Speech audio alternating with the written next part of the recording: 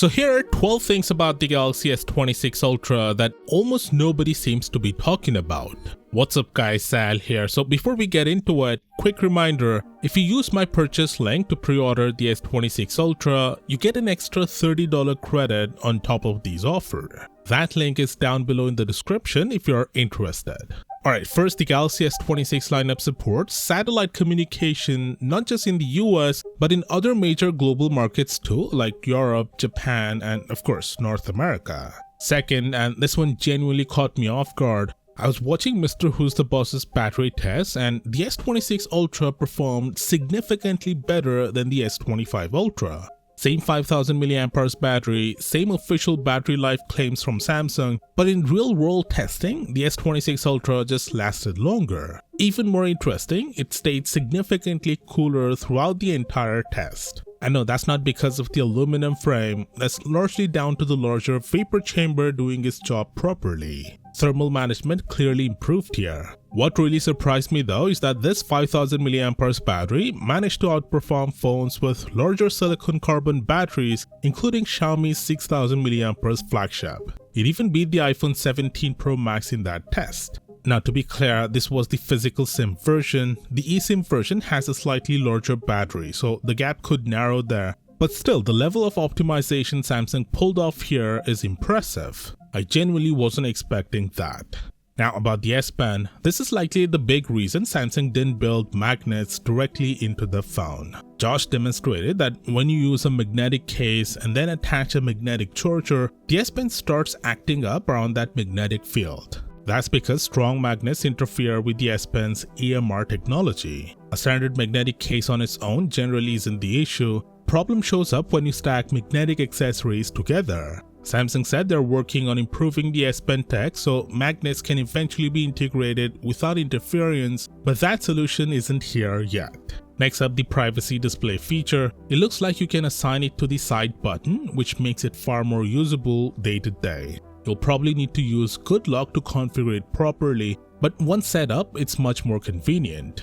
Now I've seen a lot of people criticizing this feature because enabling privacy display slightly reduces resolution and brightness. And yes, that's technically true, and Samsung even explained it why. The feature works by literally turning off pixels to limit viewing angles. That's how it prevents people next to you from seeing your screen. So in my view, this isn't something you leave on permanently. Use it in crowded environments like public transport, cafes, airports, wherever screen matters. Or enable it only for specific apps like banking apps. Also, notifications, pins, and passwords automatically gets hidden. So basically, just don't leave it on all the time if you care about squeezing every bit of quality from that display. Next, if you wear polarized sunglasses, you know that previous Samsung displays could become nearly invisible. Samsung finally addressed that on the S26 Ultra. It's likely because the panel no longer uses the same polarizer layer design, but the regular S26 and S26 Plus still don't get this improvement.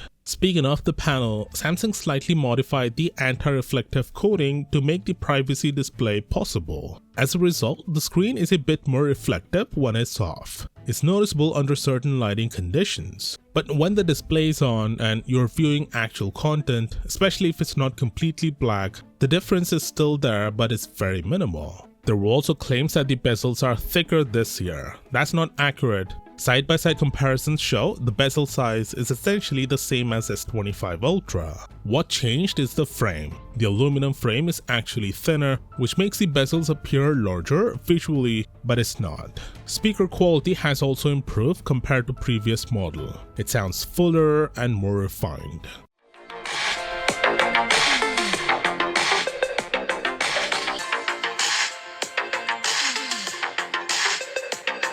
Charging is another interesting one. A lot of you asked whether Samsung's existing 65-watt charger works with the S26 Ultra. The answer is yes, it works, but it won't charge at 60 watts. It caps out at 45 watts. To get the full 60-watt wired charging speed, you need Samsung's newer 60-watt charger. According to Samsung, the older 65-watt brick doesn't support the required handshake for the 60-watt charging standard on the phone, so it defaults to 2.0 speeds instead of 3.0. I'll be honest, that's frustrating, especially if, like me, you just bought the 65-watt charger recently. Interestingly, the S26 Ultra actually charges faster than Samsung officially claims. They state 0 to 75% in 30 minutes, but in real testing, it's hitting around 80 to 85% in that same time frame. So they're being conservative here. They did something similar with battery life. The real-world results are better than the marketing suggests. Now about video recording, the S26 Ultra supports APV codec, which is essentially Samsung's equivalent of Apple's ProRes. But if you're wondering how much space it takes, well, roughly 2 GB for a mere 6-second clip. So if you're planning to use it often, you'll want to use an external SSD. Otherwise, your internal storage will disappear in no time. Again, if you're still considering pre-ordering the S26 Ultra, use my purchase link and get an extra $30 credit. Link is in the description. And if you want my honest thoughts on Samsung downgrading certain aspects of the S26 Ultra, click the video on screen right now and I'll see you there.